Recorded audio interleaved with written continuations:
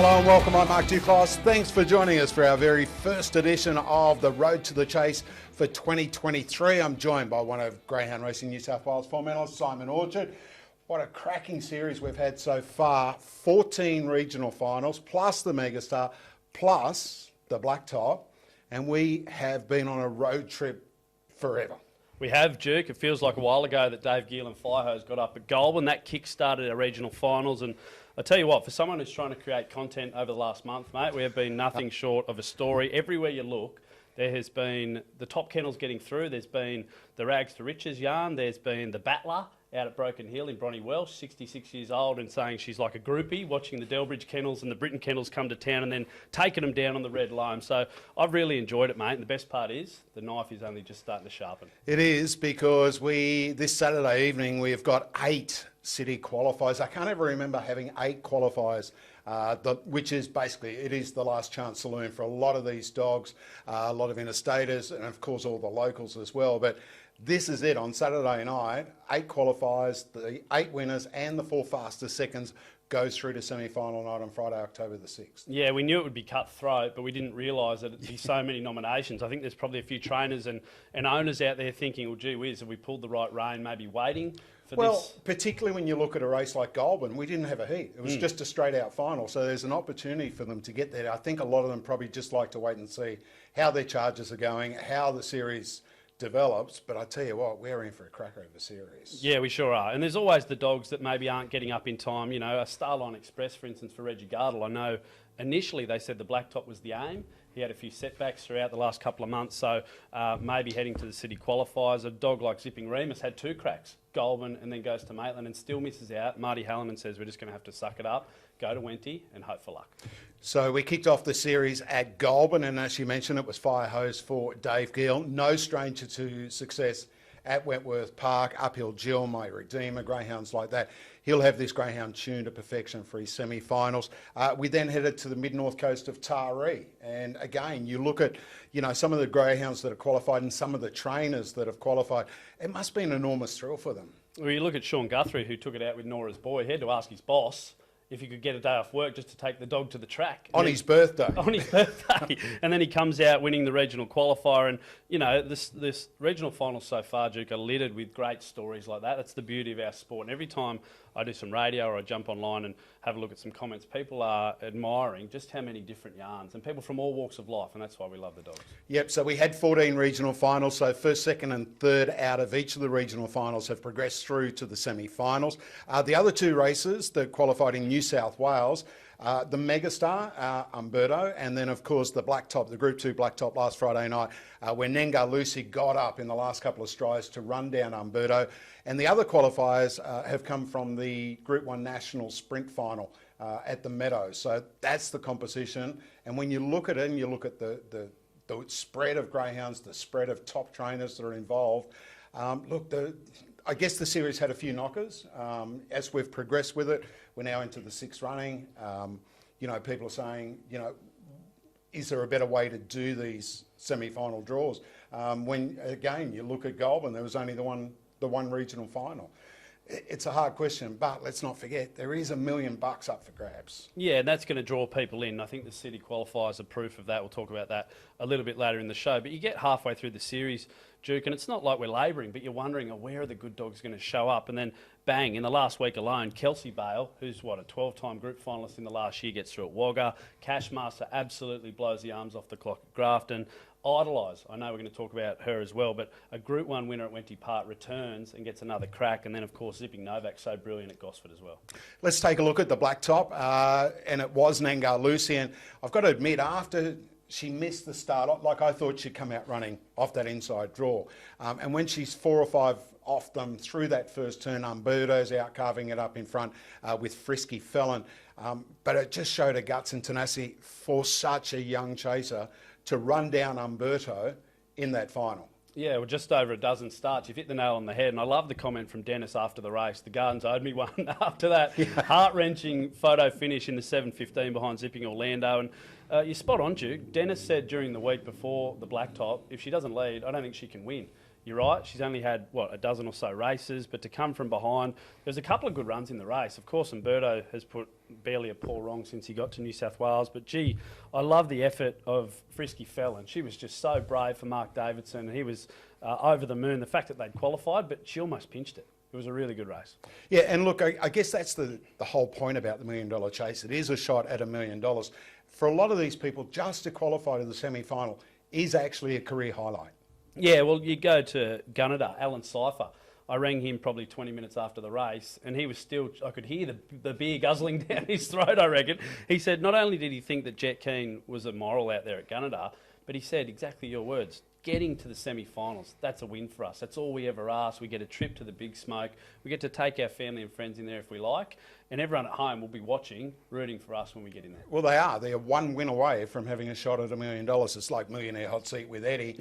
Greyhound Racing New South Wales have put up that cash, as well as Ladbrokes, I should say, who are great sponsors of the $1 Million Chase. They were the inaugural sponsor of the $1 Million Chase. It's great to have them back. It's great to be here on the Ladbrokes Road to the Chase as well. Let's take a look at the latest betting market with laddies. And I tell you what, Postman Pat, he has been very heavily supported from around that $10 opening quote.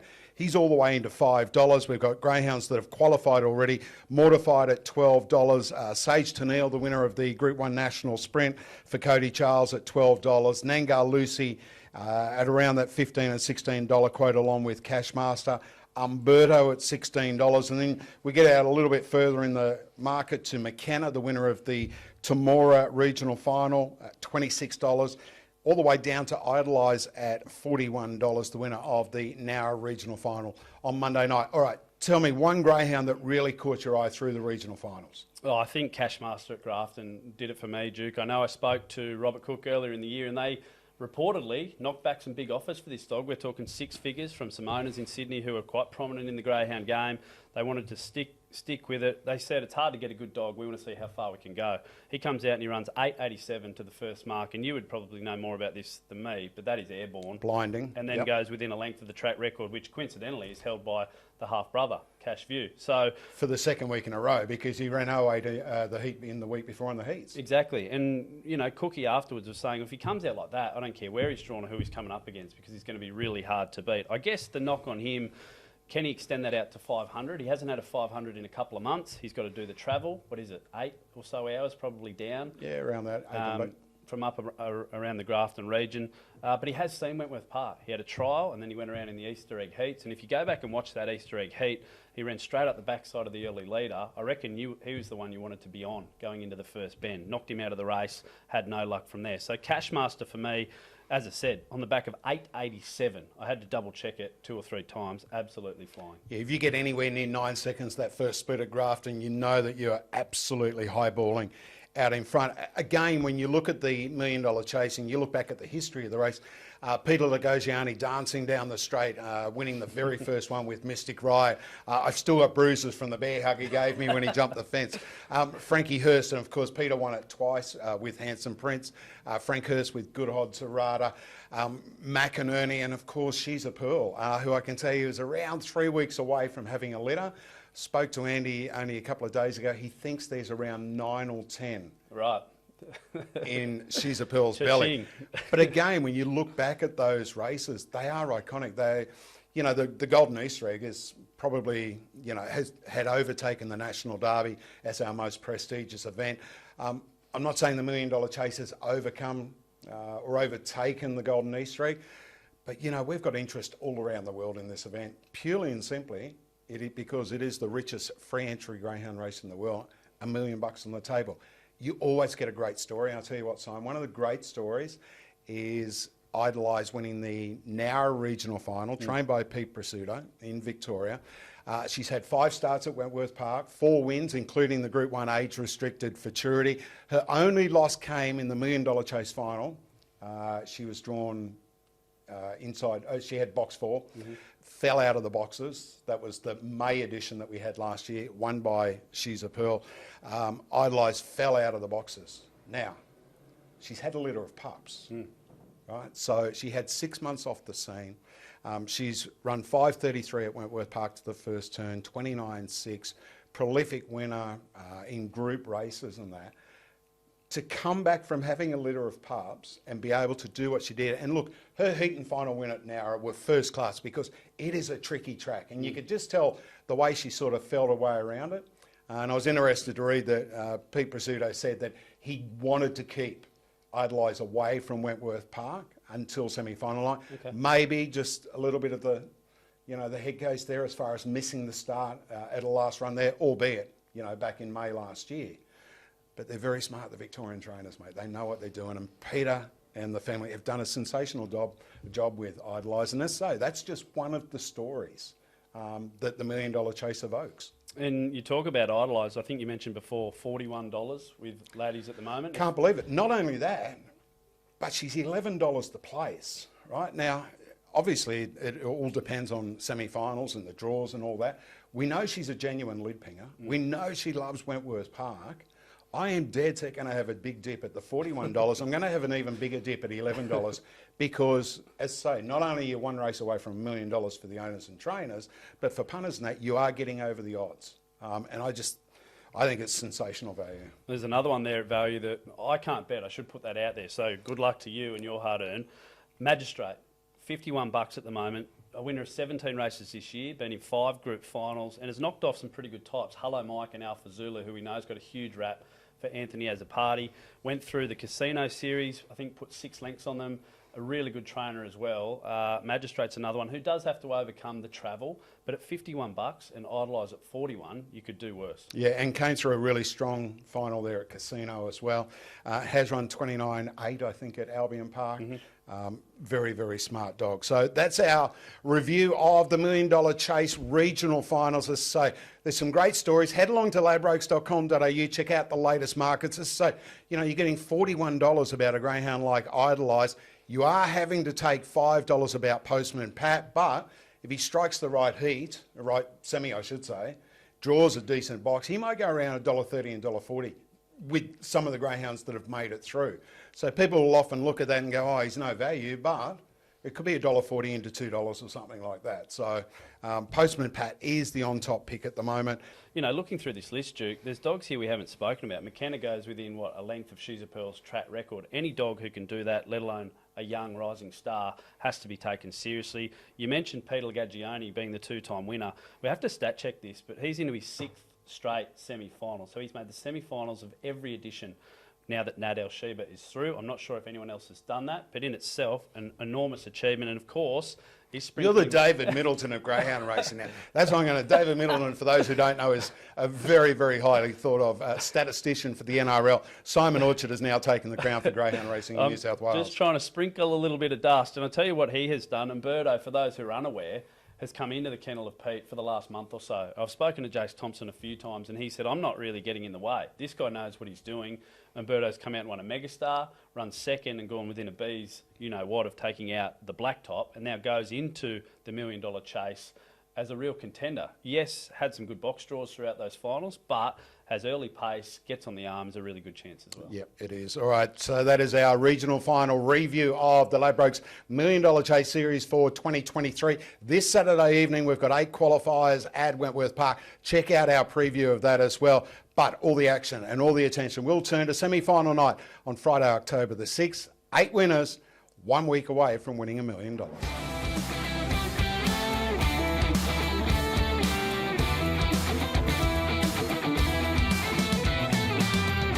Hello and welcome, I'm Mark Duclos. This is the Ladbrokes Road to the Chase, the $1 Million Chase for 2023, the richest for entry greyhound race in the world. $1 million up for grabs. My co-host is Simon Orchard. What a night we've got coming up. It's Christmas come early at Wentworth Park. We have 8 city qualifiers to be staged. The 8 winners and the 4 fastest seconds will all progress through. As I say, normally you think of Golden Easter Egg Heat Night as being one of the great nights of racing, $1 Million Chase semi-final night, but the city qualifiers, they've outdone themselves. I can't believe what I'm reading here, Duke. We've just had a look at the fields. They've just come out, 8 city qualifiers, and you go through some of these names. These are dogs that could run in the $1 Million Chase final, and you wouldn't blink twice. So we're going to go through all of them here today. As I said, it's cutthroat. This is the business end.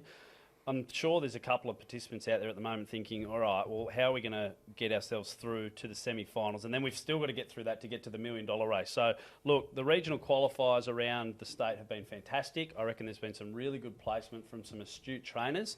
And now this is the last chance for saloon for so many good dogs. All right, let's take a look at the first of the city qualifiers. Bella for Jack Smith comes up with the inside draw, but I'm sure all the attention, Simon, will be on the greyhounds drawn in boxes 6, 7 and 8. Head the charge, a finalist of the Group 2 Blacktop. Zipping Remus, a Group 1 winner at Wentworth Park. One Hot Bandit, perfectly drawn on the outside. Yeah, Anthony Azzopardi said during that Blacktop series that Head the Charge wants to go left and wants the inside, so he won't be happy with box 6, although a vacant box to the inside could certainly help. Zipping Remus, drawn in 7. We mentioned earlier on, went through Goulburn, then tried to qualify it through Maitland, had no luck in the Maitland final, and sandwiched in between One Hot Bandit, who's a winner of 10 of 17, a Group 3 winner in the Magic Maiden earlier this year, and as you say, boxed superbly. Bella down on the inside, obviously providing some good early pace as well. So it's a hell of a city qualifier. It sure is. All right, let's take a look at the second of the city qualifiers. I've got to say, when I first looked at this field, and we've only had the fields for a very short time, I thought this was the most open of the city qualifiers all night. Yeah, I tend to agree. Look, there's some early pace, obviously, with Nolene Holloway and Fascinate Mel. Tommy Cade, Group 3 New Sensation winner for Andy Lord. Neil Staines, the old stager, has got Country Roy in which Oh, the old stager. the lovable old stager. Thank you. God. And Coco, I didn't say it, Stainesy. And Coco Model, of course, for Tate Corliss, a Group 1 place getter a couple of years ago now. So maybe beyond her best, but still a threat in city qualifier number 2. Yeah, really tough race. Okay, city qualifier number 3. Punters Banded, nice and fresh, comes up with box number 6. Go Bears for Ronnie Urick. Great training effort to get it into a Group 1 earlier this year. Dundee Rebel, who, is from that Jeff Scott Smith kennel, and Corborn Domino for Mark Delbridge. Yeah, a lot of ability again. I'm going to target one here in box number 7 in Has Ability for Stewie Hazlitt. Maybe doesn't have the name of the others, but does have some early form around Like Wildfire. I think almost pinched a race off it early in its career. So again, you look at the field, Dundee Rebel, I think maybe had a crack at Wagga, some good Victorian flavour, and then Cumbria Kid for Stevie Fitch has been in all right form down the Narrow region. All right, city qualifier number 4 of the Ladbrokes Million Dollar Chase for 2023, another cracking race. Have a look at the box draw here. Zipping Orlando 1 for Johnny Finn, Starline Express 2 for Reggie, Rocket Riot, box 3 for the dual $1 million Chase winner, Peter Lagosiani. Go out to box 6 in Lend Me Dad for Ruth Maddock, Group 2 Maitland Gold Cup winner, 29-6 dog or something like that at Wenny, 29-5. What a cracking race. And, you've got the pace of Starline Express, the 7:15 winner, Zipping Orlando. We know that he loves Wentworth Park. He can produce a run out of his hat at Wenny. Every one of these trainers would have opened their emails and thought, oh gosh, what have we got ourselves in for? Look, Starline Express is interesting. We talked about it a little bit earlier. Reggie Gardle reckons there's no dog in the state that can lead it to the first turn if it's right to go. That's the query. You look at Lemmy Dad as well, has been down to Victoria for the past month. Ruth and Danny went on a holiday. Alaska, of all places. They sent the dog down there to Sandown. It had 1 win, 3 placings, around 29-6, I think, maybe PB down there. So it's in good form, and we know it's already a Maitland Cup winner. And then Belmont Bullet, Easter egg finalist earlier this year for Joe and Kat Ernst, who are absolutely flying as well. So, gee whiz, Heat 4 looks like an absolute ripper. Doesn't get any easier with city qualifier number 5 of the Ladbrokes Million Dollar Chase series. Stealth for Jason Thompson under the care of Peter Lagosiani has come up with box 1. Crackerjack Boom for Sparrow Sultana. Good winner at Wenny last week. Go to Elye for Alan Manwaring from box number 4. And then all the way out to number 8, Banded Bluey for Jodie Lord. Yeah, Yachi Bar jumps off the page. Obviously, Melbourne Cup winner at the back end of 2022. I guess one for you, Duke, in terms of the Lord Kennel. Who are they pinning their hopes on to try and maybe win the million this year? All right, here is the scoop, punters. I can tell you categorically, this is what Andy Lord said to me 2 days ago. He said, do not be surprised, and he's a man that does not label dogs with wraps. Do not be surprised if Bandit Blue is another She's a Pearl. Which he said during the coverage a couple of weeks ago at Dapto, right? Yeah. He said she's got all the characteristics of She's a Pearl. She's running the same sort of first splits. She's trialled really well at Wentworth Park. He has got an enormous opinion of this greyhound. Look, box 8, young pup. I think she lines up for start 5. It's a massive, massive ask when you look at Stealth off the inside, Yachi Bar, Crackerjack, Boom. Greyhounds like that, El Yera finalist in $1 Million Chase. But I can tell you, that's what he said. He said, do not be surprised if she is another She's a Pearl. Well, he knows better than me. I'm not sure if he knows better than you. I won't say that. He does, mate. I can tell you, he'll tell you what a dog will trial or run to within half a length. So his knowledge, I rate him as the best when it comes to appraising greyhounds and knowing what they can and can't do. I don't know what price they're going to put her up in the $1 Million Chase to actually win it. She wasn't in the pre-post markets, but that's Andy's opinion, and you have to respect it. And he wouldn't stick his neck out if he didn't think it, you're right. Absolutely not. So, and speaking of She's a Pearl, she's 3 weeks away, Simon, from dropping a first letter to Fernando Bale, and there is an absolute belly for it. Need a truck load of money, I reckon, to get one of those. All right, City Qualifier number 6 of the Ladbrokes 2023 $1 Million Chase Series. The 2 key runners here, or 3 I should say, Shot of Red for Anthony Azzopardi off the rails, Jay, the Queensland Chaser for Mick and Zelina Sema, and Midnight Spritz again for Jodie Lord, Crackerjack Arette for Sparrow Sultana out in box number 6, and Street of Dreams for Jay Opateo as well. And I know, talking to Anthony as a party after the heats of the Blacktop, Shot of Red was the one that maybe impressed him the most, so he's certainly got an opinion of that dog. Jay is Jay, we saw finishing behind Cashmaster at Grafton. I actually checked the reports after that race. I wasn't sure if Jay's Jay maybe had an issue, but it was all clear and ready to go, and obviously been nominated and ready to come down and have another crack. Can he transfer that wonderful Albion Park form to Wentworth Park? And then Bolt Wave, I think, is an interesting runner for Vic Sultana. Had Skywave in an edition of the $1 Million Chase, 2019 or 18? I think it was the very first one. Might have been the first one, and has thrown some really good pups. Remember this, also from that lineage, so good on Vic Sultana for having another good runner here. All right, City Qualifier number 7 of the $1 Million Chase, Palawa King for Jack Smith, comes up with the red box. More importantly, there's only 7 dogs in this field, which certainly helps his cause, because we know in this type of scenario, he will be out the back and flooding home. But again, he's another dog. He's like Zipping Orlando.